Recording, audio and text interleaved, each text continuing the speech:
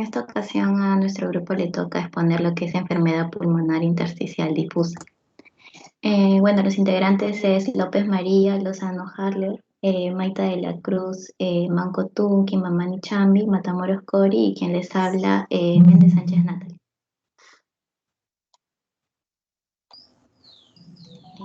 Ya bueno, empezando con lo que es la definición, ¿no? Sabemos que es la enfermedad intersticial difusa del pulmón.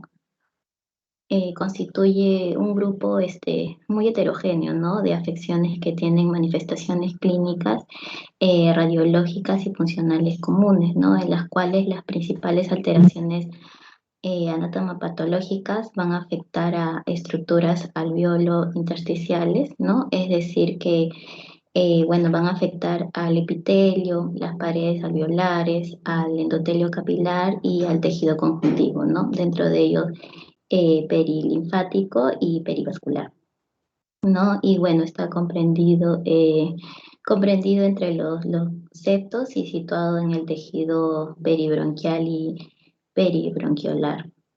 En cuanto a su etiología, bueno, los factores etiológicos involucrados en la EPID son muy variados, ¿no? Actualmente se conocen más de 150 causas diferentes de EPID, pero solo es posible establecer el diagnóstico etiológico en aproximadamente el 30-40% de los casos.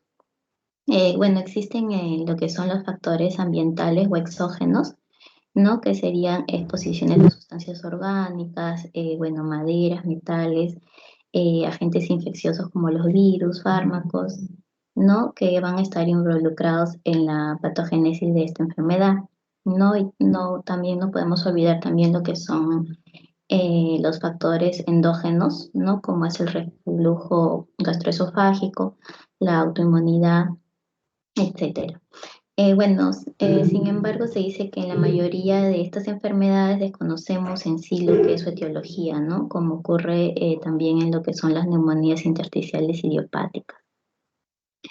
Después vamos a ver un poco de lo que es la clasificación del EPID, que esta se va a dividir en 4 grandes grupos, ¿no? Bueno, el primer grupo va a estar constituido por lo que son las neumonías intersticiales, ¿no? Con una causa conocida o relacionada. Bueno, en este grupo se van a incluir las asociadas a enfermedades del colágeno, ¿no? Las secundarias a fármacos o, bueno, por exposición ambiental o laboral. Después, en el segundo grupo, tenemos las enfermedades intersticiales difusas, granulomatosas, por ejemplo, la sarcoidosis. Después, en el tercer grupo, ¿no? Que estaría formado por aquellas EPID que tienen una histología claramente definida, ¿no? Como lo que es la proteinosis alveolar, la linfangioleiomyomatosis, ¿no? También histocitos de células de Langerhans o la vasculitis.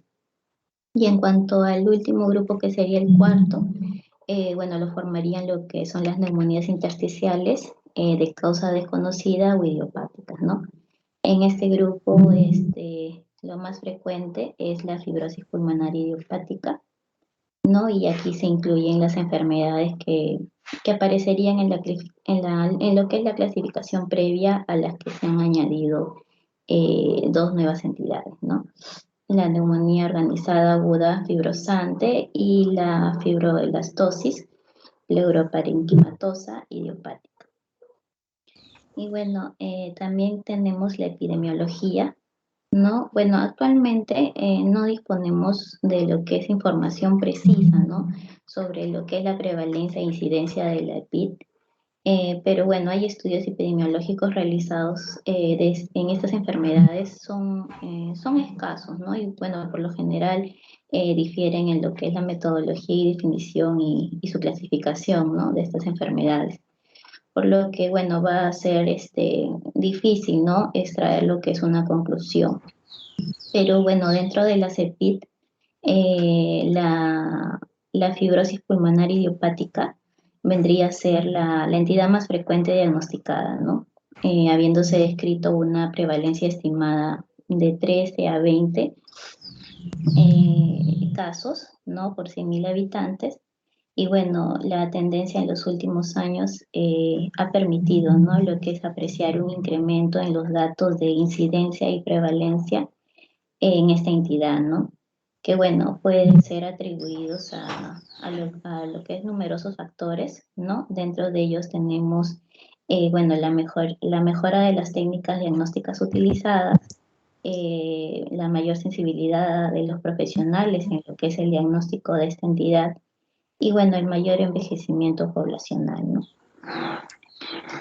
Bueno, ahora vamos a hablar, mi compañero les va a hablar un poco de la fisiopatología del EPID. Y bueno, eso sería por mi parte, doctor. Ya, bien. A ver, vamos a ver. ¿Quién sigue? Yo, doctora.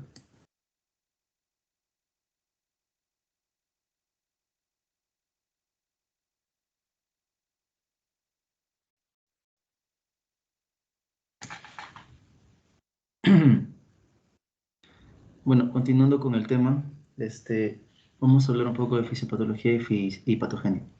Siguiente, por favor. Bueno, como su nombre hace en la definición del EPID, las enfermedades intersticiales difusas del pulmón van a constituir pues un grupo de afecciones con manifestaciones clínicas, ¿no? También radiológicas y funcionales, ¿no? El aparato respiratorio.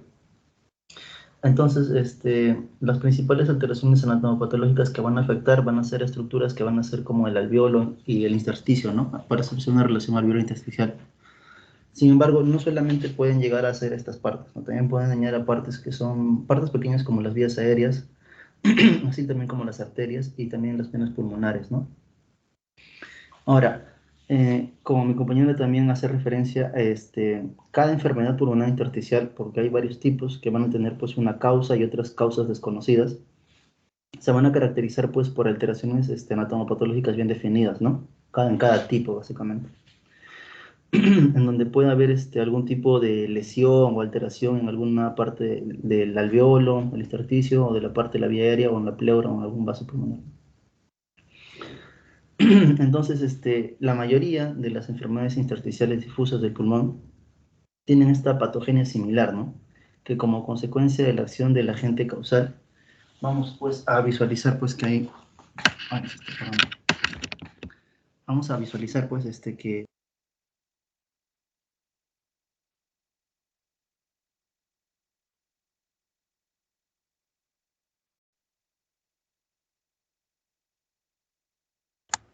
Sí, ¿qué pasó? ¿Se fue el audio? Hola. Sí, perdón, doctora. Ah, ya. Lo conecté y se mejoró. Ya, bueno, voy a volver a decir. Lo que pasa es que en esta patogenia lo que se hace es buscar es tres mecanismos, ¿no? Tres mecanismos básicos acá. Lo que se hace mención a buscar el daño alveolar difuso, la reacción inflamatoria y también la activación del fibroblasto. En este caso, la activación del fibroblasto es una característica aquí porque va a haber o sea, mientras más invada la aparición del fibroblasto, mientras más aparezca, más duro se va a poner pues, el parénquima pulmonar, lo que va a impedir pues, que el paciente tenga una respiración adecuada. Siguiente, por favor. Ya. Entonces, la primera característica que habla sobre el daño alveolar, tiene como causas que pueden ser por agente causal conocido o también un agente causal desconocido, ¿no? Que llega pues a la pared del alveolo para alterarlo de cierta manera, ¿no? Y esto va a ser a través de una vía inhalatoria o también una vía hemática. También en contacto con el tejido pulmonar va a producir pues este agente desconocido un daño en las células, ¿no? Parenquimatosas o también en el estroma, ¿no? Ahora, ¿de qué manera cuando va a haber una injuria o una lesión va a generar pues la aparición de un daño alveolar difuso, ¿no? Y a este momento el organismo va a querer pues reparar cada estructura que está dañándose, ¿no? Pero no va a poder lograrlo y va a aparecer una inflamación, ¿no? Que a través de unos mediadores luego seguirán pues, produciendo un daño alveolar difuso. Siguiente, por favor. Ya. Y el otro punto que mencioné fue la activación del fibroblasto, ¿no? La activación fibroblástica. Que en este caso es que en esta parte, cuando aparezca esta activación de fibroblástica, va a aparecer en algunos casos de EPIP, ¿no? No necesariamente en todos. Pero esto va a aparecer como consecuencia de la inflamación y en otros sería un fenómeno primario, ¿no? Y lo que básicamente genera este tipo de, lo que básicamente va a generar este tipo de activación fibroelástica va a ser pues la resistencia, ¿no? Para que pueda una adecuada respiración, ¿no? Y esto es lo que aparece dentro del EPIP. Siguiente, por favor. Ya. Ahora ya hablando de la fisiopatología, vamos a mencionar que hay ciertas características generales también en los EPIP, ¿no? Que va a ser, como mencioné anteriormente, la disminución de la distensibilidad pulmonar, ¿no? Ahora, esto es debido, pues, que si los fibroblastos avanzan, entonces la distensibilidad pulmonar va a disminuir, por lo cual va a ser, pues, va a haber básicamente un aumento de la rigidez del intersticio, ¿no? Y una obliteración, pues, de estos alveolos, ¿no? Para que pueda haber una adecuada respiración en sí. O sea, aparte de que no se va a poder realizar bien un intercambio gaseoso a nivel de esta parte que son los alveolos, el pulmón tampoco pues, va a tener la fuerza para poder expandirse, ¿no? Y para que ingrese de manera más aire. Es una característica. Otra parte también es que dentro de la fisiopatología se da pues una hipoxemia, ¿no? O sea, un bajo nivel de oxígeno en la sangre, ¿no? En lo cual pues, va a haber una alteración también en la ventilación perfusión.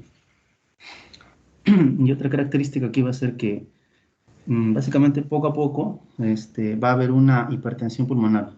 Ahora, ¿por qué? Porque el pulmón recibe la sangre del corazón del lado derecho, ¿no? Entonces, al recibir toda la sangre del corazón, luego va a mandarle al pulmón. Si está bien, lo recibe, ¿no? Todo. O sea, lo adecuado es que lo reciba y lo mande otra vez, ¿no?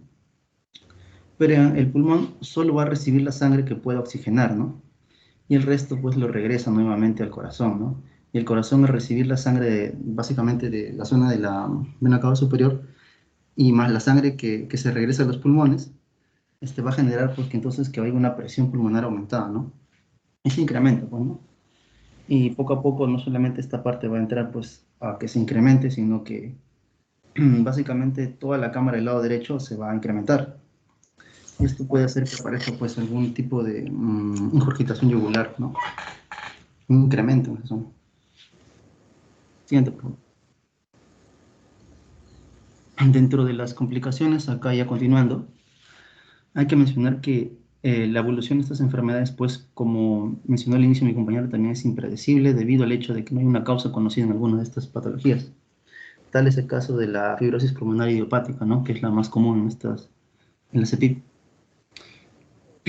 Ahora, el curso es desfavorable del EPIP, cierto, porque a veces no se puede medir qué tanto va, ¿no? Puede ser una complicada, o puede ser incluso avanzar rápidamente, o demorar más en avanzar, ¿no? Es impredecible, básicamente. Las complicaciones más frecuentes vienen a ser pues, la neumonía, el neumotórax y el tromboembolismo pulmonar, ¿no? Y ya cuando llega una situación más complicada, el cáncer pulmonar.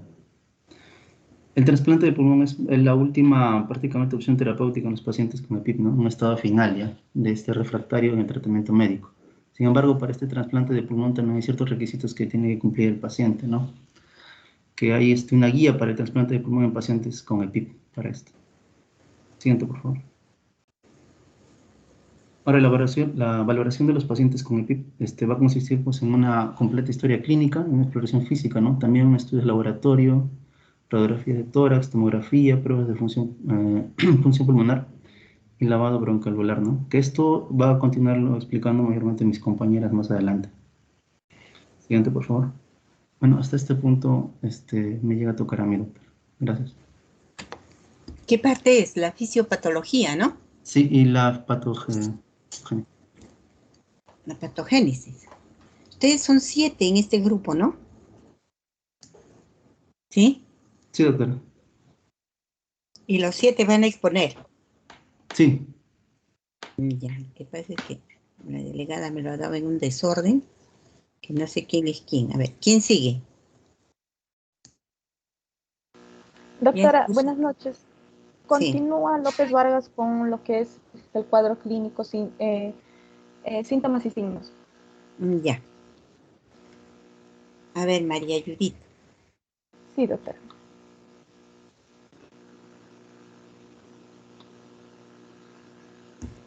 Doctora, compañeros, buenas noches. Voy a continuar con mi exposición en lo que voy a hacer mención al cuadro clínico, algunos signos y síntomas más característicos de lo que es del EPI. Para hablar sobre los signos y síntomas, se lo ha clasificado de dos maneras. Los signos y síntomas pulmonares y los signos y síntomas extrapulmonares, que es lo que van a afectar, pues, por ejemplo, a la piel, al sistema muscular, al sentido de la vista, entre otros que les voy a ir explicando. Ahora, comenzamos con lo que son los signos y síntomas pulmonares. Bueno, vamos a tener a una tos que es frecuente. La disnea progresiva y la tos son dos de los signos más frecuentes. En la tos seca, se da mayormente tos seca porque el compromiso va a ser intersticial. En caso que fuera un compromiso bronquial, se daría una tos con producción. Entonces, por eso generalmente es una tos seca, pues porque es compromiso intersticial. En caso de la disnea, generalmente suele ser disnea de esfuerzo y que va a ir en progreso. Con relación a la fiebre, esta generalmente está provocado pues por procesos inflamatorios o infecciosos. Con referencia al dolor pleurítico, este signo va a ser raro, pero a veces se da cuando hay un neumotórax. También otros signos frecuentes son los crepitantes, que, es muy común encontrarlo en el examen físico.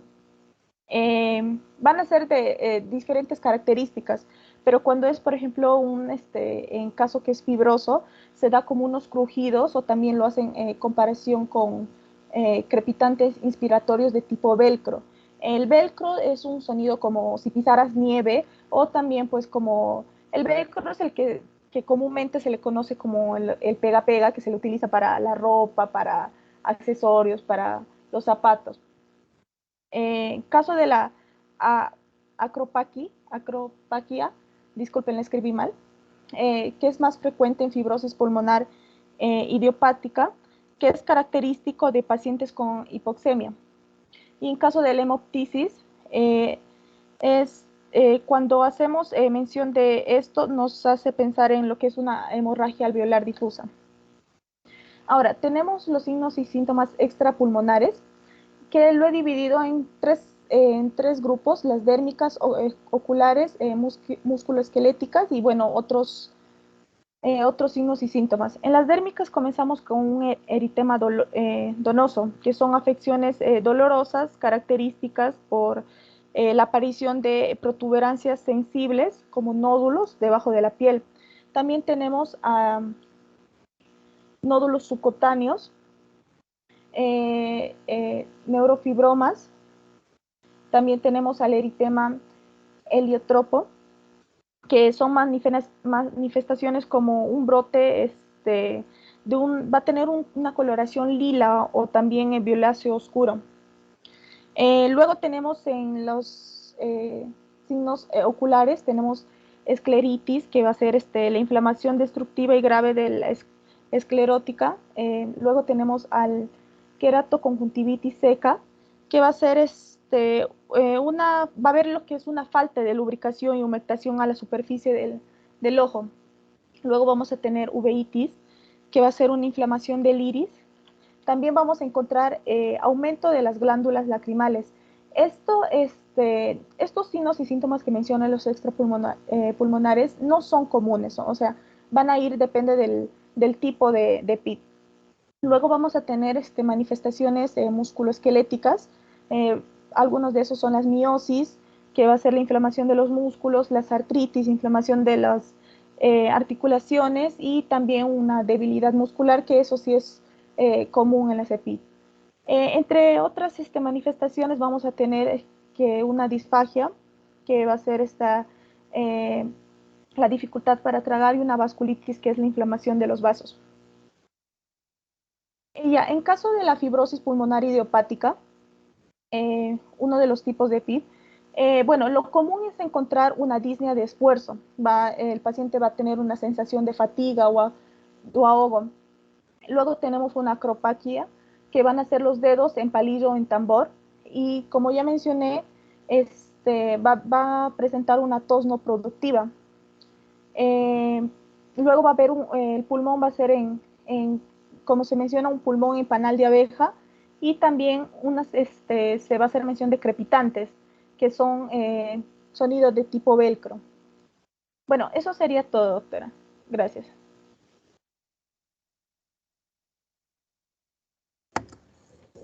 En cuanto a los signos y síntomas, ¿no? Sí, doctora. Signos y síntomas del EPID y, bueno, en específico también que se menciona de la fibrosis pulmonar idiopática, que es la más común de las EPID. Bien. ¿Y ahora quién sigue? Signos y síntomas.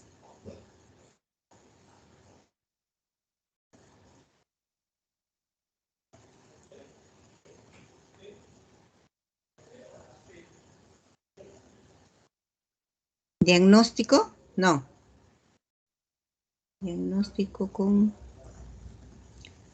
Manco-Tunky? No.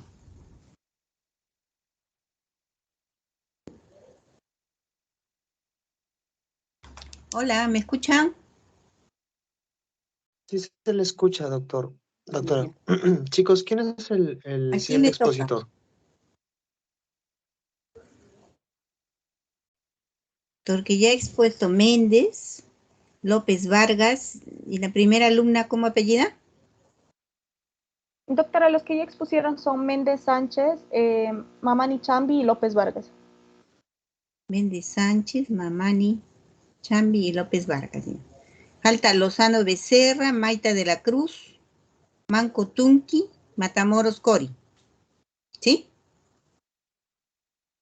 Y de acuerdo al rol, como les digo, que está todo un desorden, pero sí hablaron definición, epidemiología, signos y síntomas, seguirá el diagnóstico, ¿no?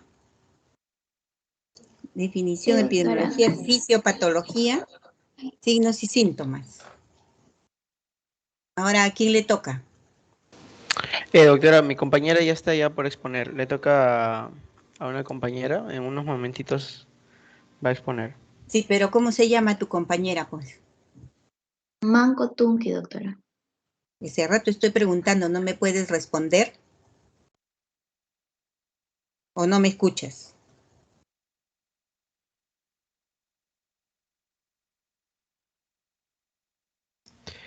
Doctora, si gusta puedo seguir yo. Yo soy el siguiente de Manco Tunki.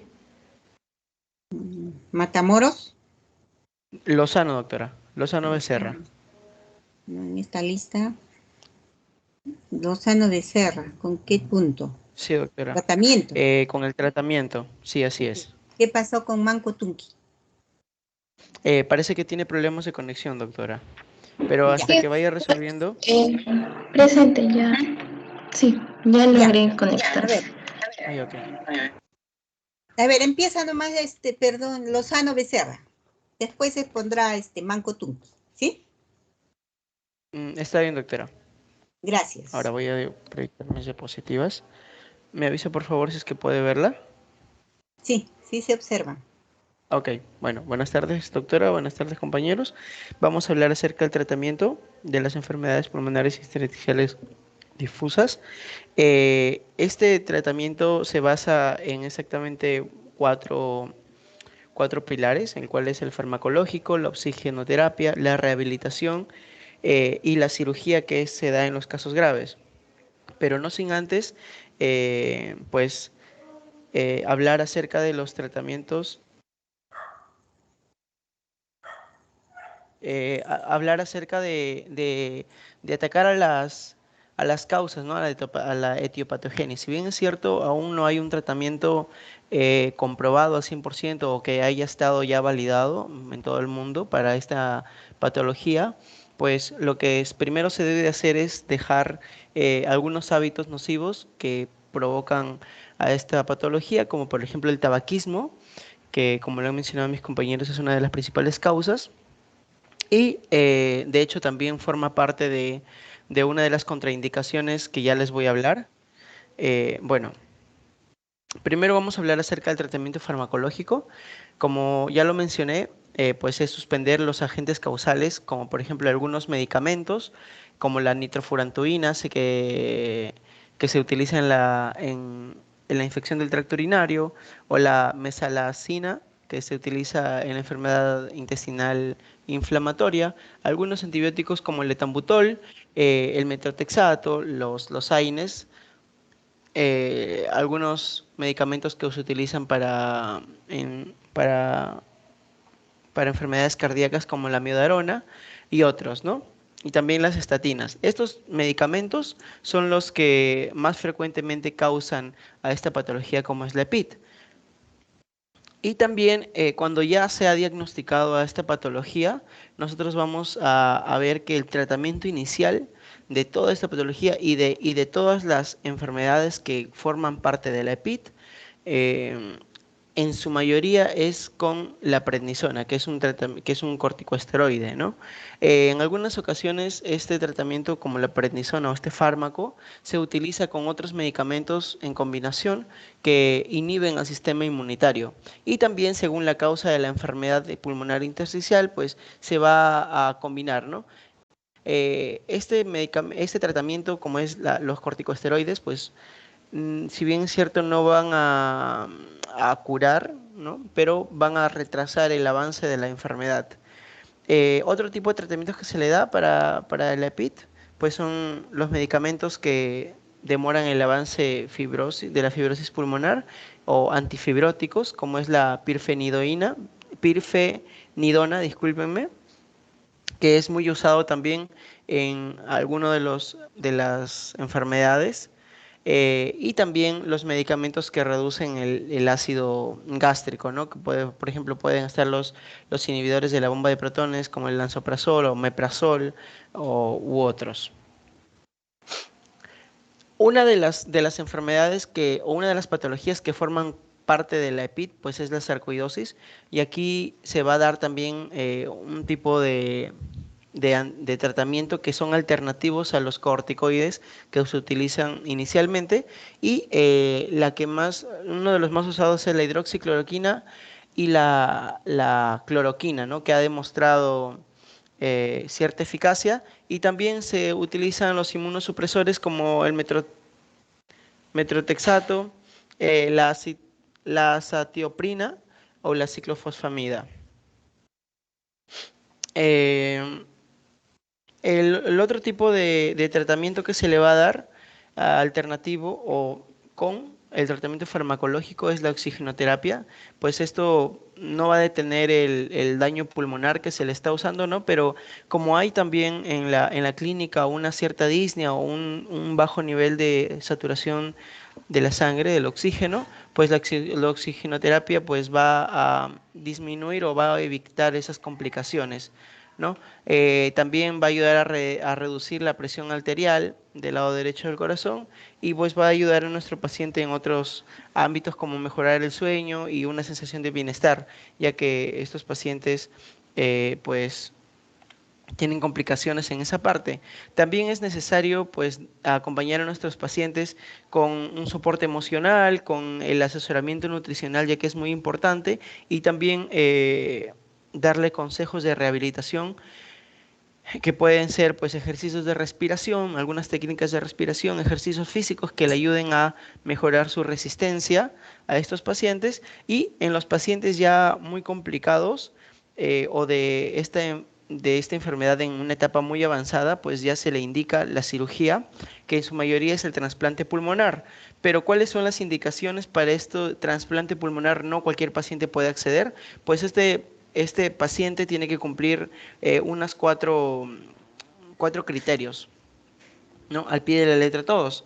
El primer criterio es que este paciente sea inferior o sea menor a los 65 años, que este paciente muestre una enfermedad pulmonar avanzada en clase funcional 3 o clase 4, ya muy avanzado, que tenga una esperanza de vida menor de 1,5 años a 2 años, o sea que su esperanza de vida sea poca, y también que tenga ausencia absoluta de las contraindicaciones. Pero, ¿cuáles son las contraindicaciones que presentan estos pacientes que no les va a permitir acceder al trasplante pulmonar, pues hay dos tipos de contraindicaciones. Están las contraindicaciones absolutas y están las relativas. En las absolutas podemos encontrar aquí al fumador activo. Mencioné que una de las causas para la EPIT era el tabaquismo, pues para que el paciente pueda acceder a un trasplante pulmonar es necesariamente obligatorio, se podría decir, que este paciente deje el tabaco y unas drogas, pues eh, al 100%. También es necesario que nuestro paciente no tenga inestabilidad psicológica, alguna enfermedad maligna, que en su mayoría son algunas neoplasias, y aquí se exceptúa el cáncer de piel. Si es que nuestro paciente ha tenido cáncer de piel, pues de igual manera puede acceder a este trasplante pulmonar, pero si es que sí alguna otra neoplasia de malignidad, eh, no puede acceder a esto, al trasplante pulmonar. También otra contraindicación absoluta es la disfunción irreversible de algún otro órgano vital que le impida pues seguir con su vida a este paciente, que este paciente haya sido diagnosticado con el VIH, con el antígeno de la hepatitis B y con la hepatitis C, que ya muestre alteraciones en la biopsia hepática. Y algunas de las contraindicaciones relativas que nos puede dar que pueda tener este paciente y que no le permitan acceder al trasplante pulmonar, pues puede ser la insuficiencia ventricular derecha, que esté con ventilación mecánica, que tenga ya osteoporosis sintomática, que tenga alguna enfermedad musculoesquelética grave, que esté malnutrido, o alguna infección por microorganismos que muestren resistencia a los antibióticos, y una paquipleuritis o alguna enfermedad de la pared torácica, que son algunas de las contraindicaciones. Bueno, y eso sería todo, doctora. En cuanto al tratamiento, ¿no? Medidas Sí, doctora. generales, medidas terapéuticas. Ya, gracias. Ahora sigue Manco Tunki. Sí, doctora. A ver. Ahorita proyecto.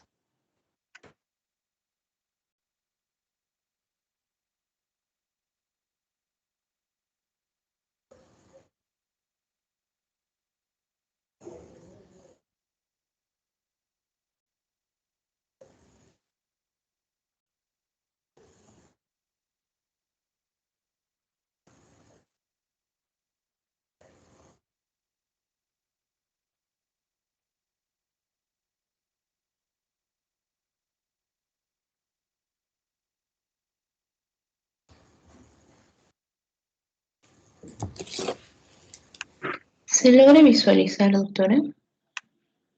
Sí, la primera diapositiva.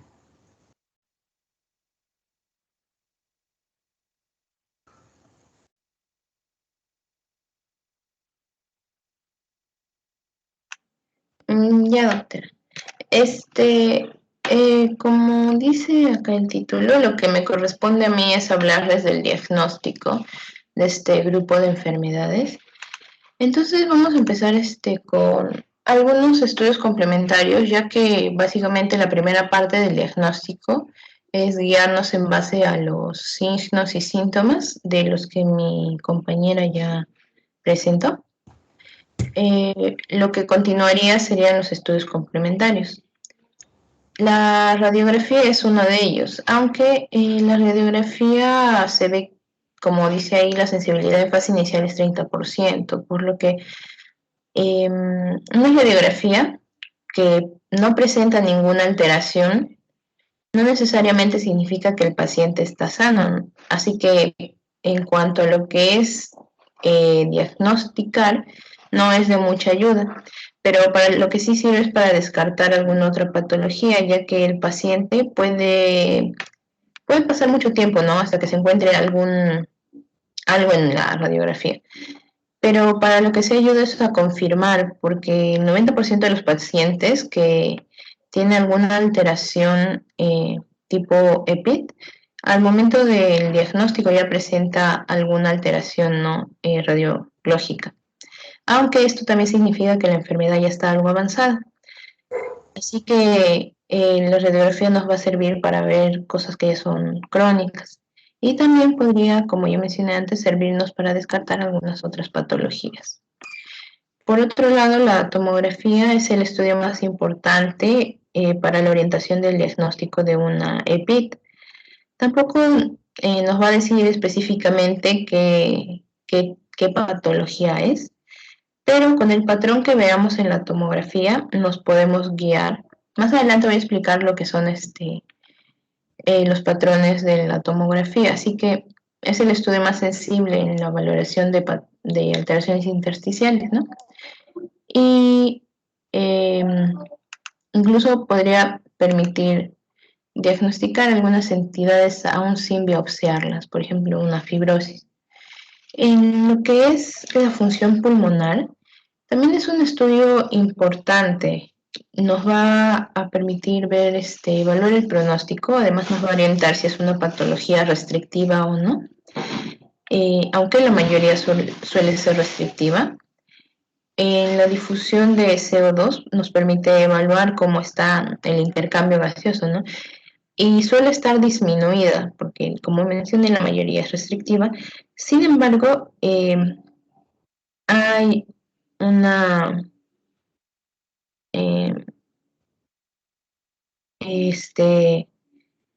menos en lo que es el HAD, que sería la hemorragia alveolar difusa. Y como mencioné, el intercambio suele estar disminuido y mientras más compromiso intersticial tenga el paciente, más disminuido va a estar, por lo que nos está orientando también a la evolución que va a tener el paciente, ¿no?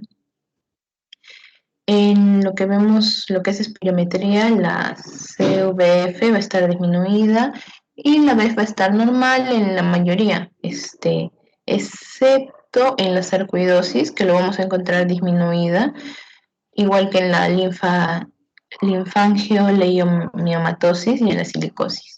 Con respecto al lavado bronquialveolar, va a permitir el análisis de células y también de inmunohistoquímica. En este estudio también se pueden usar ciertas tinciones especiales o cultivos de ser necesario, ¿no? El cultivo va a ser de gran utilidad para diferenciar entidades infecciosas, por lo que es importante, ¿no? Por ejemplo, podríamos descartar con cultivo una infección de tuberculosis, ya que, como mi compañero anterior mencionó, en la EPID suelen usarse inmunosupresores. Sin embargo, si fuera una infección, estaría totalmente contraindicado usar inmunosupresores, ¿no? También va a servir para el diagnóstico de algunas enfermedades. Ya con un lavado bronquialveolar podríamos estar seguros de que tiene ciertas enfermedades, como por ejemplo las eosinofilias pulmonares, en las que podemos encontrar algunos anticuerpos específicos para ciertos agentes. En la histiocitosis X, por ejemplo, si encontramos células de Langerhans, en la proteinosis alveolar también puede ayudarnos, aunque en la proteinosis alveolar también se va a tener que acompañar de tinciones específicas. Y, por ejemplo, en lo que es la hemorragia alveolar difusa, podemos encontrar hemosiderófagos y también para algunas infecciones, ¿no? Como ya mencioné antes, como la tuberculosis. Por otro lado, no diagnostica, pero hay otras enfermedades en las que nos podría orientar, ¿no? Por ejemplo, si hay una relación de CD4 sobre CD8 elevada, podría indicarnos sarcoidosis, ya que cuando esta relación está muy elevada, usualmente en más de 3.5, nos orienta esta enfermedad. Y esto tendrá un valor predictivo positivo del 95%, ¿no? En la neumonitis por hipersensibilidad a veces también podemos hallar anticuerpos para el agente, y si es aguda, neutrófilos, o si es crónica, vamos a encontrar linfocitos. También nos orienta para fibrosis pulmonar idiopática, y en el caso de asbestosis, en la asbestosis se podrían hallar algunos macrófagos, ¿no? Con restos de asbesto. En la biopsia pulmonar, la biopsia transbronquial es la más fácil y nos va a dar diagnósticos ya en el que confirmatorios como la sarcoidosis, la neumonitis por hipersensibilidad, la histiocytosis X, amiloidosis, linfangioleucomiomatosis, la proteinosis alveolar, la eosinofilias pulmonares y algunas neumoconiosis. Sin embargo, en el caso de que no se pueda realizar una biopsia transbronquial o si esta resulta no concluyente, se va a requerir hacer una biopsia quirúrgica. Finalmente, con respecto a la serología, los anticuerpos que se van a solicitar van a depender de la clínica. Por ejemplo, en pacientes con hemorragias alveolares difusas, se va a buscar lo que es el ANCA para descartar si hay algún tipo de vasculitis. En caso de que sospechemos de un lupus, pedimos un ANA.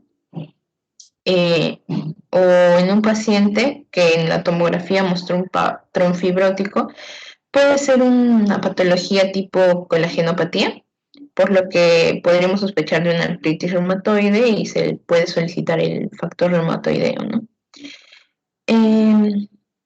Sobre todo si hay sintomatología como dolores articulares y por otro lado, si viene con clínicas de nivel muscular, se podría solicitar el panel de miositis y así con los demás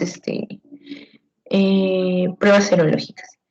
Por otro lado, la prueba de VIH es muy importante solicitarla también porque si el paciente tuviera VIH va a mostrar las patologías de las que nos podría guiar son distintas a las de una persona que no es inmunosuprimida, ¿no? Por ejemplo, si tuviera VIH y este paciente tuviera un patrón intersticial, que vamos a ver más adelante lo de los patrones, nos podría guiar más por una neumonía por neumocistis girovesi. En cambio, si tuviera quistes, lo mismo, podría ser una neumonía por neumocistis girovesi, pero en una fase más crónica. En cambio, en un paciente no inmunosuprimido, nos orienta patologías un poquito más raras, ¿no? Ahora vamos a ver lo que es la radiografía, algunas cosas en las que nos puede guiar la radiografía. Por ejemplo, si encontramos alguna afección que compromete los lóbulos inferiores, podemos pensar en una fibrosis pulmonar idiopática o en enfermedades asociadas a patologías reumatológicas, ¿no? Como la dermatopolimiositis, la esclerodermia sobre todo, y la artritis reumatoide. Y en problemas de neumoconiosis, como la asbestosis, por ejemplo, o por fármacos como la nitrofurantoína. Si en la radiografía vemos que están afectados los lóbulos superiores, vamos a pensar en silicosis, también en silicosis, en sarcoidosis, en histiocytosis X, en neumonía por hipersensibilidad, en tuberculosis también podemos pensar, o en espondilitis anquilopoyética. En cambio, si encontramos adenopatías y tienen un patrón de cáscara de huevo, podríamos también pensar en una silicosis, ¿no? Aunque no necesariamente este patrón pertenece a la silicosis, sí nos podría guiar a esto, ¿no? En cambio, un patrón reticular difuso y en campos inferiores debe hacernos pensar en patologías fibróticas. Y si tiene sobre todo si tiene una imagen en panal o en queso suizo, ¿no? También en patologías fibróticas. En caso de ver un derrame pleural, nos guía hacia patologías como las derivadas por asbesto, la asbestosis, o patologías neoplásicas también, como la linfangitis carcinomatosa o también a coлагenopatías. Podría ser una artritis reumatoide, lupus o una linfangioleiomatosis. Acá tenemos lo que es un neumotórax, que es poco común en la CEPIT, pero en caso encontremos un neumotórax, podríamos pensar en histiocytosis X o también en una linfangioleiomatosis, leiomiomatosis. En esta radiografía, aunque no se ve muy bien, hay líneas B, que son características de edema intersticial, lo que nos lleva a suponer que puede ser una amiloidosis o linfangitis carcinomatosa.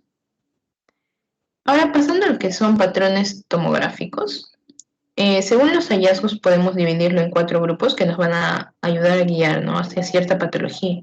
En el primer grupo vamos a ver lo que es vidrio esmerilado, condensación. Este patrón de vidrio esmerilado generalmente va a reflejar una inflamación aguda, así que siempre nos vamos a inclinar hacia enfermedades inflamatorias. Sin embargo, también puede aparecer en fibrosis, pero en etapas muy iniciales. Las enfermedades inflamatorias a las que nos puede guiar, por ejemplo, son neumonitis por hipersensibilidad aguda, porque en la crónica vamos a ver que este es más bien un patrón fibrótico, así que es neumonitis por hipersensibilidad en su fase aguda, neumonías organizadas, neumonías por neumocistis girovesis, sobre todo si es un paciente que tiene VIH, y en las hemorragias alveolares difusas. También en neumonías descamativas, si el paciente es un fumador. Luego están los que cursan con fibrosis. Aquí tenemos que diferenciar, ¿no? Podría ser una fibrosis pulmonar idiopática, que es lo más común, o una neumonitis por hipersensibilidad, pero crónica. También podría tratarse de una neumoconiosis, y podría ser también una NISP, es decir, una neumonía intersticial no específica. Y en la neumoconiosis podríamos encontrar asbestosis o silicosis. Y en ocasiones un poco más extrañas, sarcoidosis. En lo que es el patrón nodular y micronodular, debemos pensar en lo que es sarcoidosis, histocitiosis de Langerhans, vasculitis como Churg-Strauss, y dentro de las enfermedades infecciosas podríamos pensar en una tuberculosis miliar, ¿no? El patrón nodular sería así. Este es el patrón el de acá en vidrio esmerilado, como imágenes más bien hiperdensas, algo más oscuras que lo que vemos normalmente en un pulmón sano. Y ahora en el patrón mosaico o quístico, principalmente pensamos no lo he puesto acá, pero en histiocytosis, ¿no? Pero esto también es según el estadio en el que esté la histiocytosis. También en bronquiolitis y la linfangioleiomyomatosis.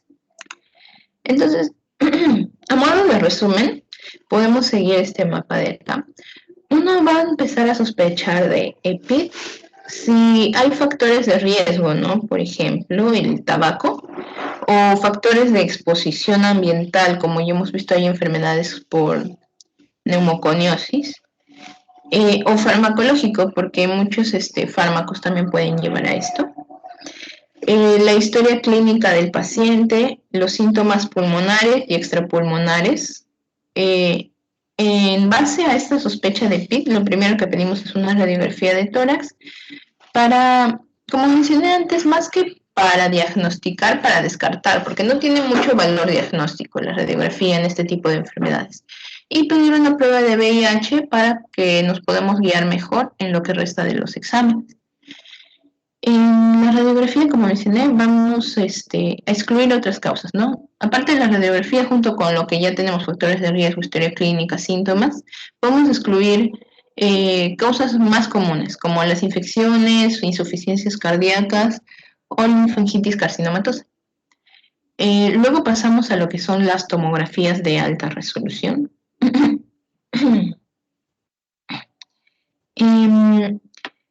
En las tomografías de alta resolución podemos llegar de una vez al diagnóstico con estas tomografías. Por ejemplo, si se observan patrones muy específicos, como el fibrótico que ya vimos, puede guiarnos ya de frente al diagnóstico de fibrosis pulmonar idiopática. Pero si no, podemos ir al siguiente estudio, que vendría a ser un lavado bronquialveolar, o si no, de frente a una biopsia. Tenemos que evaluar si un lavado bronquialveolar nos va a dar o no el diagnóstico, o al menos algún indicio de qué enfermedad es, ¿no? Para poder dar de una vez un diagnóstico. En caso veamos que no va a aportar mucho o nada, pasamos de frente a lo que es biopsia. Pero Si estamos en lavado bronquialveolar, a los diagnósticos que nos puede llevar es a una neumonía eosinofílica, estiocitosis X, proteinosis alveolar, hemorragia alveolar difusa o infecciones. Y para esto este cuadrito lo he puesto acá, porque según lo que salga en el lavado, podría ser, por ejemplo, el predominio linfocítico. Si hay una elevada relación de linfocitos CD4 y CD8, nos da el diagnóstico, por ejemplo, de sarcoidosis. Si está disminuida, podría ser una neumonitis por hipersensibilidad crónica o una neumonía organizativa criptogénica. Si hay un predominio de polimorfos nucleares, vamos a ver que puede ser una fibrosis pulmonar idiopática o una neumonitis por hipersensibilidad aguda. Si más bien hay un predominio de eosinófilos, eosinofilias pulmonares o neumonitis por fármacos, ¿no? Excepto la amiodarona. Y si hay predominio de macrófagos, podríamos hacer tinción PAS y ver si no es una proteinosis alveolar o neumonitis por amiodarona. Además de, por ejemplo, alguna otra patología, como las neumoconiosis, en las que los macrófagos van a tener dentro de ellos el agente, ¿no?, que está causando la neumoconiosis. Y si las células de Langerhans son más del 5%, el diagnóstico es una histiocitosis X. Por otro lado, pasaríamos si como ya mencioné, si el lavado bronquialveolar no nos da ningún diagnóstico o ninguna ayuda para el diagnóstico, pasaríamos a las biopsias, ¿no? Las biopsias pueden ser dos: diagnóstica transbronquial o quirúrgica, que ya mencioné antes. La transbronquial es la más sencilla, pero la quirúrgica se da cuando no se puede realizar una transbronquial o no ha tenido resultados concluyentes. Por otro lado, el lavado bronquialveolar, si no nos da un diagnóstico específico, nos puede guiar hacia cierto diagnóstico, ¿no? Y hasta confirmarlo con biopsia podríamos empezar una terapia empírica, ¿no? Y bueno, eso sería todo. Gracias.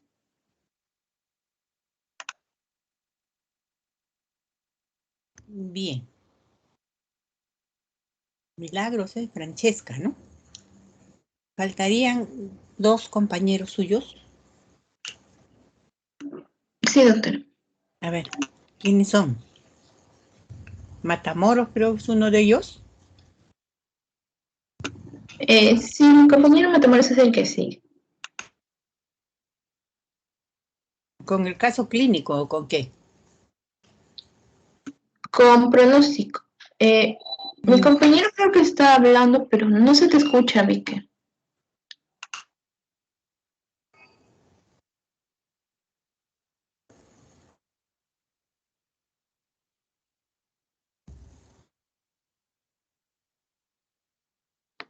Doctora, buenas noches. Sí. Buenas noches. Sí, doctora, soy Vícar Matamoros. Mi compañera me está apoyando proyectando la presentación. Bien. Ahora vamos a hablar lo que viene a ser el pronóstico de EPIC, ¿no? Como sabemos, el EPIC es una enfermedad que engloba muchas patologías, ¿no? Estas patologías son muy heterogéneas, ¿no? En los cuales los síntomas, signos y la imagen en el diagnóstico generalmente son comunes, ¿no? Pero cuando hablamos en pronóstico, suelen ser diferentes, ¿no? Por ejemplo, ¿por qué son diferentes? Esto varía de acuerdo al tratamiento que se le da. Muchos de estas patologías que engloba el EPID, algunos hacen recidiva, algunos ya no hacen recidiva y generalmente el paciente fallece en pocos años, ¿no? Por ejemplo, empecemos hablando de fibrosis pulmonar idiopática. Esta afección generalmente tiene un mal pronóstico. ¿Por qué? Porque aproximadamente el 50% de pacientes fallecen a los 3 a 5 años después que se le realiza el diagnóstico, ¿no? Y también esta afección se caracteriza o se asocia a este incremento de mortalidad debido a que en el paciente el signo empieza a crecer lo que es la disnea, ¿no? Además, el nivel de, en este caso, de medición de difusión de CO2 es el parámetro sensible para, en este caso, para la detección precoz de la afección intersticial, ¿no? Entonces, como este parámetro es importante, perdón, el parámetro más sensible, por lo tanto, resulta muy útil, en este caso, para monitorizar, en este caso, o para hacer un seguimiento en esta enfermedad, ¿no? Ahora, en este caso, la medición difusión de monóxido de carbono, si es inferior a 40%, respecto, en este caso, al valor de referencia que se tiene, ya nos indica que el paciente está cursando con una enfermedad bastante avanzada, ¿no? Además, vamos a ver una desaturación, es decir, por inferior al 88%, ¿no? Durante el test de caminata de 6 minutos. Ahora, también en la radiografía de radiografía o la resonancia o la tomografía era sensible, como ya puso anteriormente mi compañera, para detección de estos males, ¿no? Entonces, generalmente en la tomografía salen el panal de abeja, ¿no? O también a esto agregado la hipertensión pulmonar, ¿no? Ahora también en este paciente el disnea está bastante marcado, está bastante avanzado, ¿no? También va a haber una disminución de la capacidad de la fuerza por mayor o igual a 10% del valor absoluto. Y como ya comentamos, la medición de difusión CO2 va a estar mayor o igual al 15% del valor absoluto, ¿no? Entonces, frente a ello, va a haber un incremento, empeoramiento de fibrosis, y esto se va a ver en una tomografía del tórax, ¿no? Ahora, lo otro indicador es que los linfocitos generalmente no suelen estar aumentados, pero si vemos linfocitos incrementados, esto nos va a indicar un buen pronóstico, es decir, que el paciente podría tener mejoría posteriormente, ¿no? También en cuanto a las afecciones de EPID que sean tratables con corticoides, también tienen un buen pronóstico, ¿no? Siguiente diapositiva, por favor. En la siguiente vamos a ver lo que es una de ellas, la neumonía intersticial no específica. En sus siglas, el NINE, ¿no?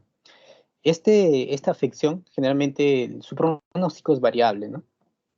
Pero ¿por qué depende? ¿Por qué variable? Porque depende generalmente de cuánto haya crecido la fibrosis, de cuánto se ha extendido la fibrosis, ¿no?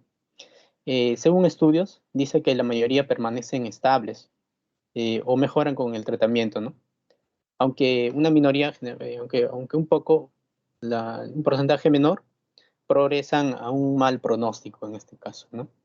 Porque el, porque el parénquima pulmonar se ve con patrones de fibrosis, ¿no? Ahora, el siguiente para ver es la neumonía organizada criptogénica, ¿no? En este caso, esta anomalía tiene generalmente un buen pronóstico, pero el problema nace cuando este mal hace una recidiva, ¿no? Y esto generalmente suele pasar en 50 a 60% de los casos, ¿no? Y de este subgrupo que ha hecho una recidiva, un grupo pacientes puede cursar con un curso agudo y hacen una mala evolución, ¿no? Y en estos casos requieren generalmente una ventilación mecánica, ¿no? Y la neumonía intersticial aguda, con sus siglas, lo que es el NIA, eh, este, este, esta enfermedad no tiene un tratamiento probado, ¿no? Como tal, al no haber un tratamiento probado, la mortalidad es alta en estos pacientes, ¿no? Se dice es mayor al 50% de afecciones, ¿no? Eh, generalmente la muerte de los pacientes llega entre 1 y 2 meses de la aparición de la enfermedad, ¿no? Si el paciente supervive a esta enfermedad, podría evidenciar nuevamente una recidiva, ¿no? Y, y esta progresivamente va llevando a una fibrosis, ¿no? En este caso, fibrosis difusa crónica. Siguiente, por favor. En siguiente diapositiva vamos a ver lo que es el bronquiolitis respiratoria asociada con enfermedad pulmonar intersticial difusa, ¿no? En este caso, estas dos que vamos a ver en esta lámina tienen buen pronóstico, ¿no? Aunque el paciente tiene que cambiar el hábito de tabaquismo, ¿no? Es decir, acá con el abandono del tabaco prácticamente se consigue una curación de la enfermedad sin dejar secuelas, ¿no? Es decir, si persisten los síntomas, se puede avanzar con glucocorticoides, ¿no? Mientras que en la neumonía intersticial escamativa, en sus siglas NIT, este caso, esta también tiene un buen pronóstico, pero como ya comentamos, el paciente que la padece debe cambiar el hábito, ¿no? El hábito de fumar, del tabaquismo, ¿no? Y, y se dice, también hay estudios que demuestran que en este caso, muchos de los pacientes hacen una remisión completa, ¿no? Tras el abandono del tabaco y también el post-tratamiento con los corticoides, ¿no? Muchas gracias, doctora.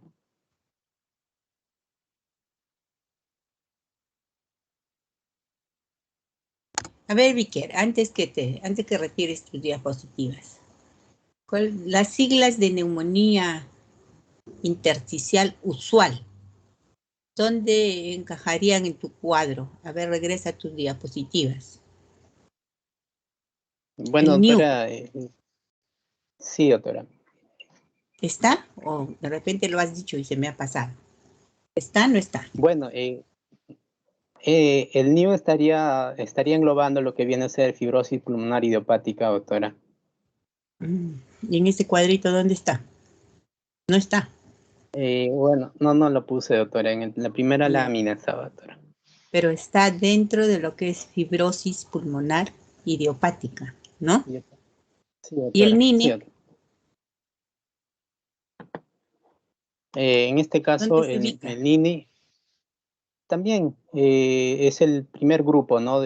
Al inicio mi compañera hizo una clasificación de las patologías, ¿no? En este caso se encuentra en el primer grupo, doctora. En fibrosis pulmonar idiopática, ¿no? Sí, doctora. Ya, gracias. Muchas gracias, doctora. Terminaríamos con el caso clínico, ¿no? Sí, ¿Sí? doctora. Ya. Sí, doctora, ¿me Mientras logra van escuchar? viendo las diapositivas, 5 minutos de break vamos a tener, ¿ya? Doctora, ¿me logra escuchar? Sí, sí te escucho. Maita, ¿no? Sí, doctora, buenas Ya. noches. Voy En a 5 pasar a minutos compartir. anda compartiendo.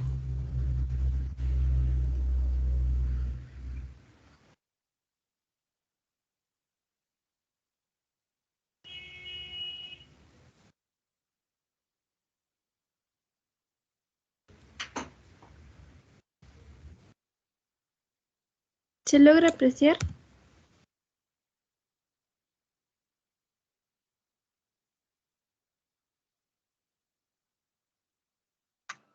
Sí se ven, Jess. Me pareció que la doctora dijo que 5 minutos de break. No sé si esté presente ahorita. Eso es lo que no le entendí muy bien.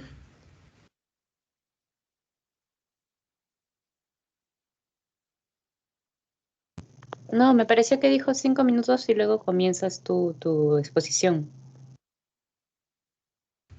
Ah, ok, gracias.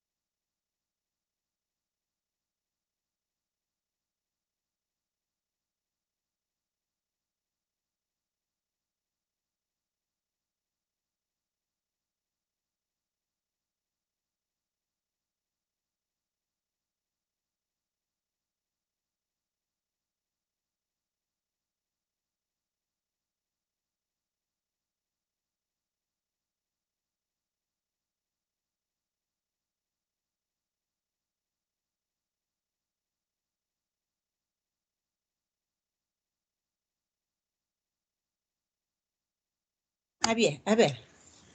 Vamos a concluir con la alumna Maita, ¿no? Sí, doctora. Ya, puedes empezar. Ya, bueno, para concluir con el tema de exposición sobre EPI, vamos a revisar un caso clínico.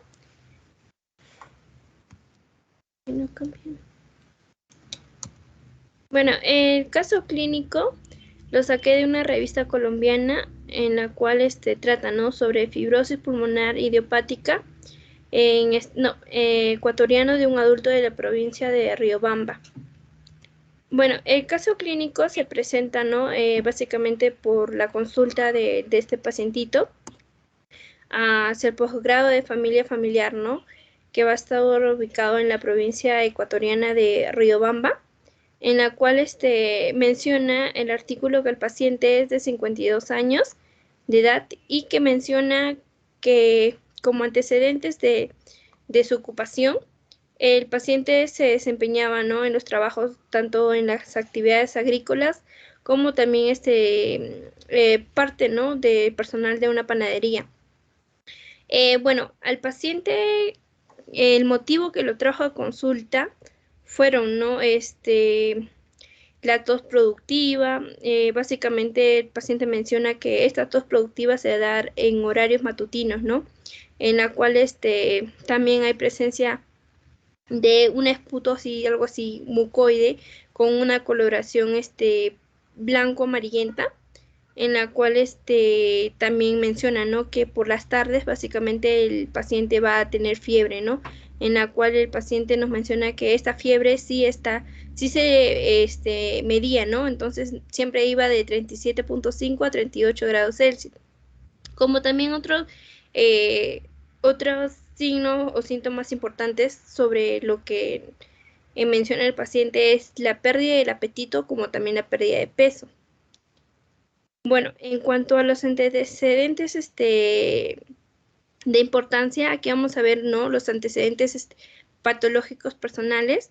Menciona, pues, ¿no?, que el paciente había tenido herpes zóster hace 6 años, ¿no?, como también había desarrollado una neumonía hace 1 año, por los cuales este pacientito estuvo hospitalizado.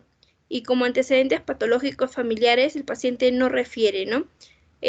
También menciona que no tiene hábitos tóxicos, y también nos menciona que el paciente, por su trabajo y por el lugar de donde vive todo, está a una exposición, ¿no?, tanto al polvo de las cenizas volcánicas, por la cercanía donde vive, como también, ¿no?, menciona que en su casa el paciente cocina a leña.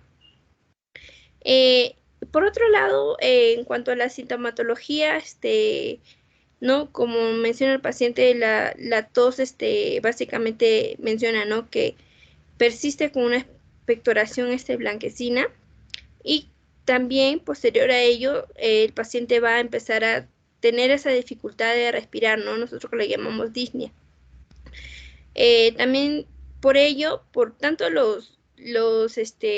la sintomatología del paciente, se le realiza 6 vaciloscopías, como también cultivo de esputo, ¿no?, en los cuales básicamente el resultado llegó a ser negativo, ¿no?, para lo que sería una tuberculosis pulmonar. Por ello se le llega a tratar con antibióticos. Y también, como otro dato que les estaba mencionando, es que el paciente refiere, ¿no?, haber perdido peso desde el inicio de la enfermedad, ¿no?, en la cual el paciente mencionaba que pesaba 54 kilos y en la actualidad está pesando 42 kilos. El paciente mide de 1.56 centímetros y su índice de masa corporal es 18.1. Como también, ¿no?, lo que llegan a mencionar que su valoración nutricional va a estar bajo, ¿no?, a su peso. En cuanto al examen físico, los datos positivos que se pudo sacar de este paciente fue, ¿no?, que es un paciente asténico, va a tener la piel pálida, también menciona que su cabello es demasiado frágil, ¿no?, y también hay un hipocratismo digital. En cuanto a las mucosas, vamos a ver que el paciente tenía las mucosas coloreadas, y húmedas, ¿no? También en cuanto a las fosas nasales son permeables, ¿no? En cuanto al sistema respiratorio, en la inspección hay una disnea en reposo, ¿no? Que esta básicamente va a estar aumentada con la actividad física ligera. En cuanto a la palpación, va a haber una expansibilidad torácica en la cual va a estar disminuida, ¿no? Con vibraciones vocales disminuidas también en lo que sería básicamente en el hemitórax izquierdo. En cuanto a la auscultación, nos menciona, ¿no? Que va a haber un soplo tubárico de 1/3 medio pulmonar posterior izquierdo, como también va a haber, ¿no? Murmullo vesicular va a estar disminuido en ambos campos pulmonares, ¿no? También van a haber leves estrictores húmedos en ambas bases pulmonares, ¿no? Básicamente va a haber un predominio en lo que sería al lado izquierdo. Y también nos menciona que la frecuencia respiratoria van a ser de 30 respiraciones por minuto, ¿no? En la cual vemos que está aumentada. Y su saturación de oxígeno va a ser de 88%. En cuanto a los exámenes complementarios por toda la clínica que el pacientito había desarrollado, se le llegó a realizar lo que sería una radiografía de tórax, ¿no? En la cual en esta radiografía de tórax llegan a visualizar que hay un velamiento en las bases pulmonares izquierdas con reducción, ¿no? De la expansibilidad. También van a ver que hay una condensación del hemitórax izquierdo y también presencia de infiltrados intersticiales, ¿no? Como también van a ver infiltrados alveolares, en la cual se van a estar localizados en lo que sería en la región iliar, ¿no? Y en lo que sería en la parte basal izquierda, ¿no? Como también van a ver presencias de microcavernas nodulares en la base pulmonar izquierda. Bueno, en base del área cardíaca, la radiografía está normal, ¿no? Los grandes vasos también van a estar normales, en la cual por todos estos exámenes que se le llega a realizar al paciente, llegan, ¿no? a una conclusión que tanto el infiltrado intersticial como el infiltrado alveolar están asociados a un velamiento, ¿no? de las bases pulmonares izquierdas, como también la condensación de estas, ¿no? Y estas van a provocar que haya una reducción en la expansibilidad y la presencia de microcavernas, ¿no? Bueno, por todo lo que se ha presentado en este artículo sobre la radiografía y la clínica del paciente que presenta más lo que sería el lugar por donde vive y todo ello, la impresión diagnóstica menciona, ¿no? que sería una tuberculosis pulmonar. Pero no, por ello se le va a realizar exámenes de laboratorios. Básicamente, hasta el momento para la tuberculosis salía negativo. Entonces, se le llega a realizar una segunda radiografía en la cual, no, esta radiografía ya va a ver una mayor evolución con el infiltrado intersticial apical, lo que sería en la región parailiar derecho. También va a haber una retracción, ¿no? de las estructuras del mediastino. También menciona que va a haber una acentuación, ¿no? del tramo vascular pulmonar, y en cuanto a lo que sería el corazón, la silueta cardíaca va a estar normal, ¿no? También el botón aórtico y el cono pulmonar van a estar normales. En cuanto a lo que sería el mediastino, va a ser de un calibre normal, ¿no? Los cilios de configuración topográfica y sus dimensiones van a estar normales. En cuanto a los tejidos blandos de la pared torácica, también están normales, ¿no? Porque no hay presencia de alguna alteración. Y entonces por todo ello se concluye, ¿no? que sería una tuberculosis pulmonar. Pero el paciente, o sea, a la larga de su evolución, las manifestaciones clínicas seguían, y por ello se le llega a realizar, ¿no? lo que sería una tomografía axial computarizada, donde que se demuestra, ¿no? el infiltrado de tipo fibroexudativa, que va a afectar a los dos campos pulmonares, ¿no? En la cual básicamente, como estábamos mencionando, que había mayor predisposición de afectación en lo que sería en la zona izquierda, ¿no? En esta tomografía no se observan cavitaciones, y el ángulo costo y cardiofrénicos van a estar libres, ¿no? Tampoco no hay presencia de derrames pleurales, y la silueta cardíaca está normal, ¿no? Los diámetros, van a estar un poco aumentados, ¿no? El botón aórtico y el cono pulmonar van a estar normales. El mediastino también va a estar normal, ¿no? Y va a haber cambios degenerativos espondiloartrósicos, ¿no? En lo que sería la columna vertebral. Y por todo ello, ahí sacan una segunda impresión diagnóstica que podría ser una tuberculosis pulmonar asociada, ¿no?, a una enfermedad cardíaca pulmonar crónica y una espondiloartrosis dorsal. Pero al no tener hasta el momento lo que sería un diagnóstico concluyente, al paciente se le llegan a realizar exámenes, ¿no? Y se indicó una broncoscopía, que es lo que sería un lavado bronquioalveolar y una biopsia transbronquial, en la cual para este estudio citológico y un contagio celular, ¿no? En este último, básicamente a lo que se le excluye, ¿no?, a través de recuento celular diferencial en el lavado bronquiolular, ¿no?, de otras afecciones que podría estar presentando, ¿no?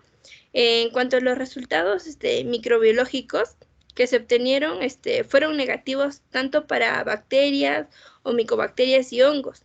Pero en la microscopía los estudios en cuanto a los entendidos llegan a mostrar, ¿no?, numerosos macrófagos alveolares, como en la cual, ¿no?, se podrían visualizar algunos binucleados, también frecuentes neutrófilos, ¿no? Y también va a haber linfocitos y eosinófilos, ¿no?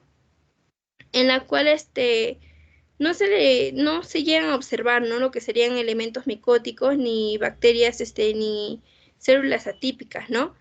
En la cual el resultado porcentual que se obtuvo, en la cual, ¿no?, menciona que los macrófagos alveolares estaban en un 67%, y nosotros sabemos que los valores normales 80-95, ¿no? Y los linfocitos también van a estar de 4%, los neutrófilos están en 28%, y los eosinófilos en 1%, ¿no?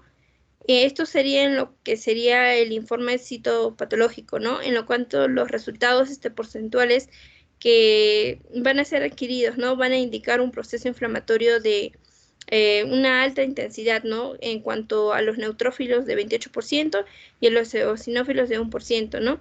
Y por todo ello, la impresión diagnóstica ahí se llega a obtener que sería una fibrosis pulmonar idiopática, ¿no? Y bueno, a modo de conclusión, nosotros sabemos que las enfermedades intersticiales van a estar caracterizadas, ¿no?, por una disnea progresiva, crepitantes bilaterales y aparición, ¿no?, de lo que serían los infiltrados intersticiales bibasales, como también trastornos restrictivos y también hipoxemia, ¿no?, en la cual nos menciona que su historia natural es variable, ¿no? No obstante, la mayoría de los casos van a presentar una lenta progresión, ¿no? Con ello va a ir de mano un deterioro clínico y funcional, ¿no?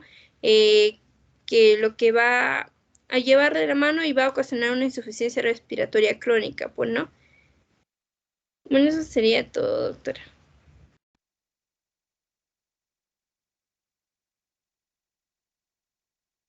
El diagnóstico final es fibrosis pulmonar idiopática, ¿no? Sí, doctora. Con un lavado bronquialveolar, presentando macrófagos en un 67%, menos de lo normal, ¿no?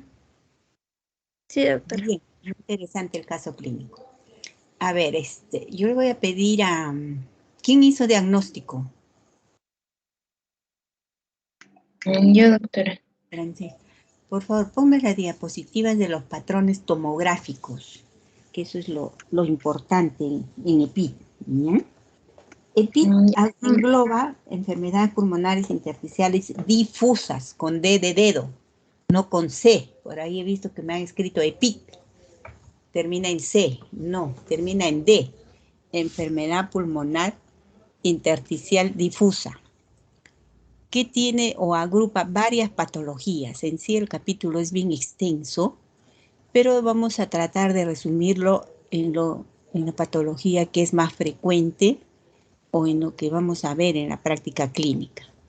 ¿Me decías, Francesca? Ahí está. Entonces, ya han expuesto sus compañeros, ¿no? La definición de EPIT. A ver, vamos a ver. ¿Dónde está? ¿Dónde está mi lista?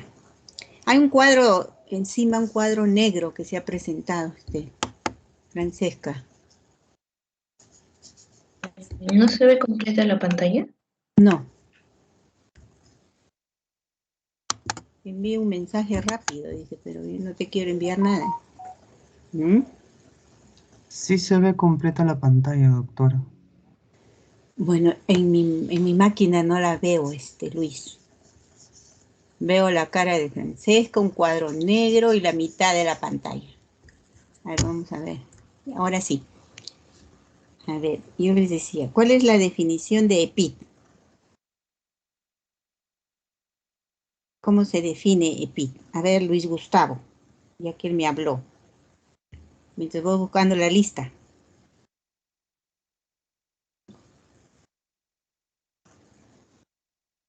Luis.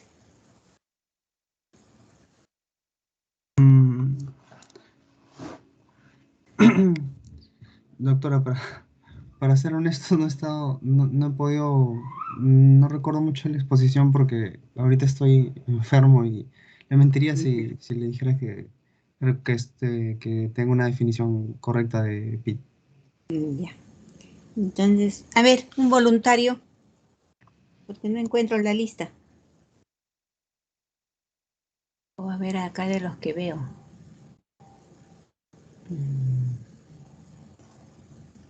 Lozano Becker no, es Matamoros Becker, ¿no? Becker. Lozano, a ver, Lozano me habló del tratamiento, ¿no? ¿Sí? Lozano Becerra, dice, Haller, Sinoe. Tratamiento, sí. ¿Está? Lozano Becerra. Me parece que ya se retiró, ¿no? Sí, doctora, aquí estoy, discúlpeme. Ah, Solo que mi internet anda un poquito entrecortado. bien. A ver, definición de PIT, para avanzar rapidito. ¿Cómo lo han definido tus compañeros? Eso lo han hecho al inicio, ¿no?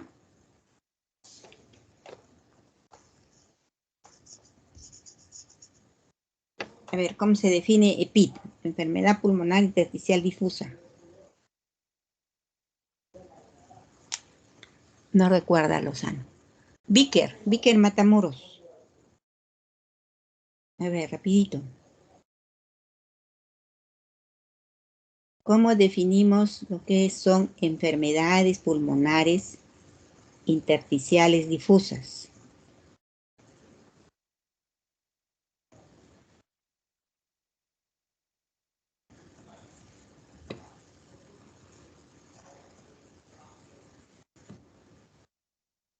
¿Alguien se anima a responderme? Sí, doctora. A ver. Es un conjunto de enfermedades que, bueno, va a alterar principalmente las estructuras, ¿no? De lo que es el alveolo intersticial, y va a afectar también lo que es el epitelio, las paredes alveolares. Y bueno, el tejido también, ¿no? Está comprendido entre los septos y el tejido peribronquial y peribronquial. Claro. El EPIT, como les vuelvo a repetir, engloba a un grupo de enfermedades, ¿no? No es solo una, hay varias enfermedades que van a ser desencadenadas. La principal etiología o causa etiológica se ha hablado del tabaco, ¿no? Luego factores ambientales, la exposición a biomasa, u otros factores como la exposición a polvo, por ejemplo, en las minas, al polvo de carbón o al asbesto, y ahí queda la asbestosis, que es una enfermedad muy frecuente en las personas de construcción civil o en los trabajadores que trabajan en construcción civil. También en este grupo de EPIT pueden encontrarse o puede ser originada por las enfermedades autoinmunes, ¿no? Artritis reumatoidea, lupus eritematoso sistémico, es decir, las colagenopatías también van a formar parte del EPIT, ¿no? Y es una enfermedad irreversible. Cuando un trabajador adquiere una enfermedad intersticial difusa, por más tratamiento que se le dé, excepto un trasplante de pulmón, las lesiones que se han producido no van a revertir. Es una enfermedad reversible cuya sintomatología principal va a ser la disnea. El paciente a las finales va a fallecer por insuficiencia respiratoria, porque se vuelve oxígeno dependiente de acuerdo a su evolución, ¿no? Entonces recuerden ustedes, la principal sintomatología que van a presentar estos pacientes son EPIT. Entonces tenemos definición, cuadro clínico. En cuanto al examen físico, a la semiología, lo característico en EPIT va a ser el velcro, ya lo dijo su compañera, vamos a ocultar. Es decir, a la inspección podemos ver un tórax simétrico con nevus, taquipneico, escoliosis en la columna, en fin, todo lo que observamos, ¿no? A la palpación, la elasticidad está disminuida. A la percusión, ¿qué hay? Matidez, timpanismo.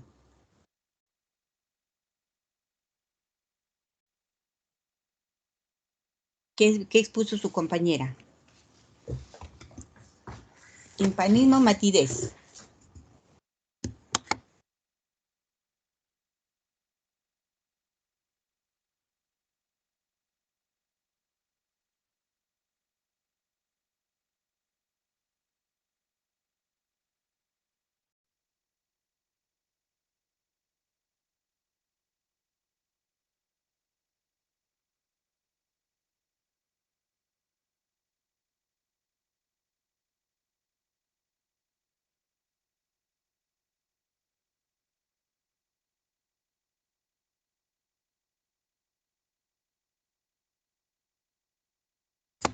¿Qué vemos en la palpación?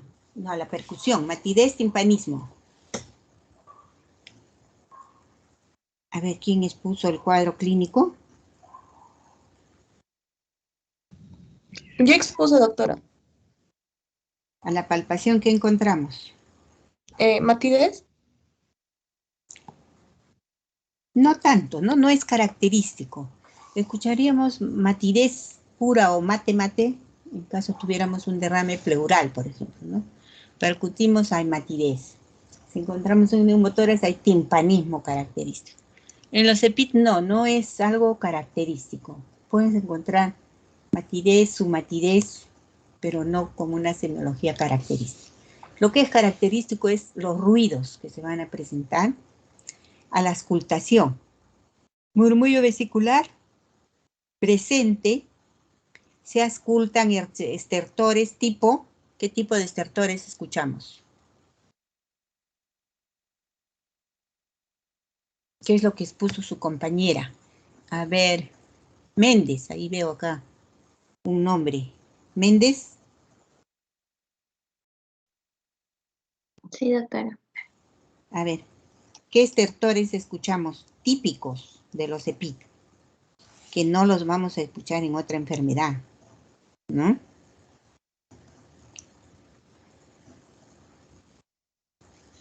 Crepitante, doctora, tipo velcro.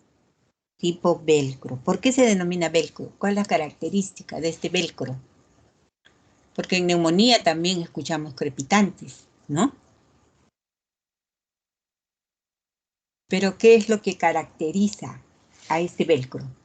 A este crepitante, que solo lo vamos a escuchar, como les digo, en lo que es enfermedades pulmonares intersticiales difusas. Y su nombre viene justamente porque afecta o causa inflamación o cicatrización a nivel del intersticio, ¿no? Por eso enfermedad pulmonar intersticial difusa, cuya característica semiológica en la auscultación es un tipo de crepitante denominado velcro, porque se escucha en los dos tiempos, a la inspiración y a la expiración. Mientras que un crepitante en neumonía solamente lo vamos a escuchar a la inspiración. Esa es la principal característica del velcro. Muchas veces se describe, se oculta velcro, pero en sí, ¿qué es el velcro? ¿Ya? Me dice, estos son pequeños tips de la neumología, ¿no? Sí, estamos en el cuadro semiológico, nuestra impresión diagnóstica, fibrosis pulmonar idiopática, que es lo más frecuente, ¿no? Y nos valemos de los exámenes de laboratorio o exámenes complementarios, que han sido expuestos también por su compañera. Entre ellos tenemos hemograma, recuento de leucocitos, recuento de eosinófilos o recuento celular, ¿no? ¿Qué más? ¿Qué más nos es útil? En los EPID. Ya lo han expuesto sus compañeros. A ver, ¿quién desea hablar o no desean hablar?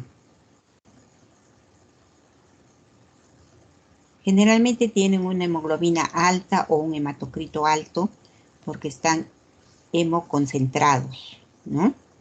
También se les pide en caso de colagenopatías, como ya lo mencionó su compañera, anticuerpos antinucleares, el test de ANCA, o en caso de hemorragia alveolar, exámenes de VIH, ¿no? Dependiendo a qué patología nos enfocamos dentro del grupo de PIP, ¿no? También las imágenes, por eso le he dicho por favor que me ponga el patrón tomográfico, que esto es muy importante. La radiografía de tórax casi no nos va a dar el diagnóstico, y nos va a ayudar a hacer un diagnóstico definitivo, va a ser la tomografía. Y tiene diferentes patrones tomográficos, ¿no? Ustedes lo pueden visualizar acá, lo ha expuesto muy bien Francesca, me parece. Por eso le pedí que pusiera sus diapositivas otra vez. Sí, Tenemos doctora. un patrón tomográfico en vidrio esmerilado, miren, un síndrome de condensación, un patrón tipo fibrosis, un patrón micronodular o nodular, que lo vamos a ver en los casos de tuberculosis, sarcoidosis, histiocytosis de Langerhans, vasculitis, ¿no? De estos los más frecuentes, tuberculosis, histiocytosis de Langerhans también, pero sarcoidosis también está viéndose con frecuencia, ahora último, ¿no? Y un tipo mosaico, miren ustedes, bronquiolitis o linfangioleiomyomatosis. Esta es una enfermedad que da a las mujeres, ¿no? La linfangioleiomyomatosis. Entonces, el patrón nodular, grábenselo, este es en caso de una fibrosis pulmonar idiopática, que es lo más frecuente que vamos a observar. Y dentro de esta fibrosis pulmonar idiopática vamos a ubicar el NIU y el NINE, abreviado. NIU, neumonía intersticial usual, que es 90% de diagnóstico por microscopía después de obtener una muestra por lavado bronquialveolar, o el NINE, como ya lo explicó su compañero, una neumonía intersticial no específica. Entonces ustedes muchas veces van a escuchar fibrosis pulmonar idiopática, NIU. ¿Qué cosa es NIU? Neumonía usual intersticial. Entonces tenemos este patrón de fibrosis pulmonar idiopática, un patrón nodular, micronodular en la sarcoidosis. Miren, parece que hubiesen tirado arroz, ¿no? Este otro patrón en vidrio esmerilado. Aquí no está muy típico, hay otras imágenes típicas, pero bueno, patrón en vidrio esmerilado en los casos de neumonitis por hipersensibilidad. Por ejemplo, en los vidrieros, ¿no? En los panaderos, en los soldadores, en los que lijan los documentos, se aspiran todo ese polvillo, ¿no? Hacen una neumonitis por hipersensibilidad y tienen un patrón tomográfico en vidrio esmerilado. Y otro característico de la linfangioleiomyomatosis es el patrón en mosaico o del pavimento loco o del crazy paving, ¿no? Y ustedes nunca se van a olvidar cuando vean pacientes, ¿no? Sobre todo trabajadores de minas, aparte de la linfangioleumiomatosis que se ve en mujeres, solamente en mujeres, los trabajadores de minas, silicosis, asbestosis, van a desarrollar este patrón en mosaico o patrón en pavimento loco o patrón, como le dicen, el crazy paving, le llaman los americanos, ¿no? Entonces recuerden ustedes los patrones tomográficos característicos que se van a ver en EPI. Y la radiografía, si bien es cierto, es la primera imagen que se pide, más contundente o más fidedigna va a ser una tomografía. Entonces ya hemos avanzado, estamos en definición, cuadro clínico, síntomas, exámenes complementarios, tratamiento, ¿no? Yo les había mencionado, antes de pasar al tratamiento, otros exámenes que se pide al paciente, espirometría, en ella vamos a observar un patrón restrictivo, o sea, una capacidad vital forzada disminuida. El FBC va a estar disminuido y el típico patrón respiratorio va a ser restrictivo. También existe otro examen, el test de difusión del CO2, el test de Delco, que también lo ha mostrado su compañero en cuanto a pronóstico, ¿no? También es un examen que se realiza, a lo que también se agrega el test de la caminata, ¿no? El test de la caminata a los 6 minutos. Son los exámenes que vamos a pedir. La broncoscopía también es un examen de elección en los casos de fibrosis pulmonares, en todas, ¿no? En todo EPIT. Y de ello, lo principal va a ser tomar la muestra de aspirado escobillado bronquial para solicitar un lavado bronquioalveolar, ¿no? O un lavado alveolar, denominado BAL. Ustedes lo van a encontrar con las siglas de BAL, que es un lavado bronquioalveolar. Ahí nos vamos a observar, como ya lo ha dicho su compañera, en el caso clínico, los macrófagos, los leucocitos, sobre todo los macrófagos, los eosinófilos, y ellas van a indicar si se trata de una fibrosis pulmonar idiopática o no. Entonces recuerden otro examen de elección, la broncoscopía o broncofibroscopía, que es con fibra óptica, y dentro de ella el lavado bronquioalveolar. También se menciona la biopsia pulmonar, si es que hubiera, ¿no? La biopsia transbronquial, si es que hubiera material para biopsiar.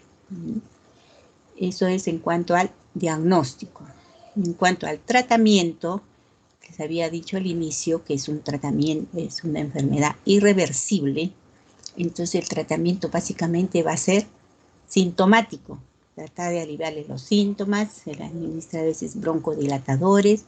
Ahora último sale un último medicamento que, para la redundancia que lo ha mencionado su compañero, la perferidona, ¿no?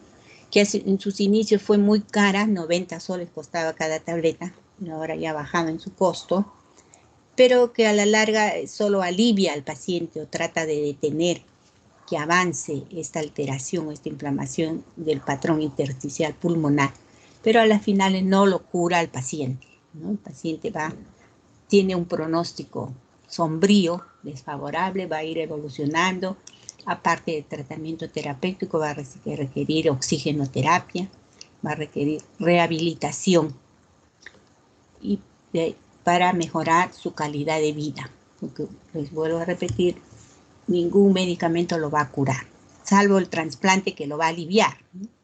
El trasplante ya es una última opción de tratamiento, pero no está indicado para todos. Como bien se ha dicho, tiene sus indicaciones, sobre todo en pacientes menores de 60 años, en aquellos que no tengan ninguna complicación, ¿no?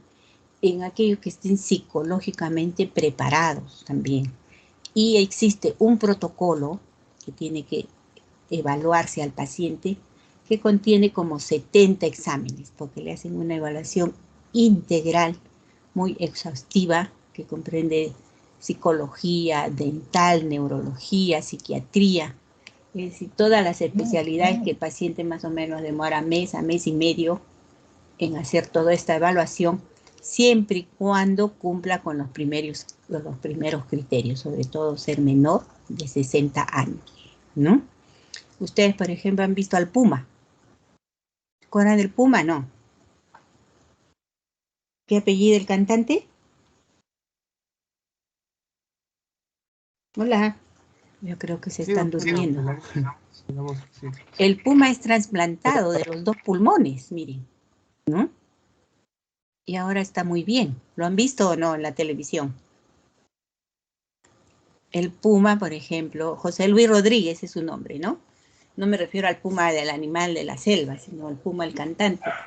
José Luis Rodríguez fue operado ya más o menos un año o más, si no me equivoco, de ambos pulmones. Recibió un trasplante bipulmonar, que casi acá en Perú no se hace. Se está haciendo un trasplante solo de un lado del pulmón. Pero al puma, dadas sus condiciones económicas, le han trasplantado los 2 pulmones y ahora está muy bien, ¿no? No sé si lo han visto, ¿no? Porque el puma sufría de una fibrosis pulmonar idiopática, ¿no? Bien, este es un resumen de lo que es EPID. Recuerden ustedes que agrupa varias enfermedades, las más usuales, neumonía intersticial usual, NIU, y NINE, neumonía intersticial no específica. Principal sintomatología, la disnea. Patrón espirométrico restrictivo. Diagnóstico por broncoscopía con un lavado bronquioalveolar. Tratamiento, broncodilatadores, tratamiento sintomático, rehabilitación, apoyo psicológico. Y en el último peldaño, trasplante de pulmón. Pronóstico, sombrío, desfavorable, porque todos evolucionan hacia la insuficiencia respiratoria, aguda o crónica. ¿Tienen alguna pregunta?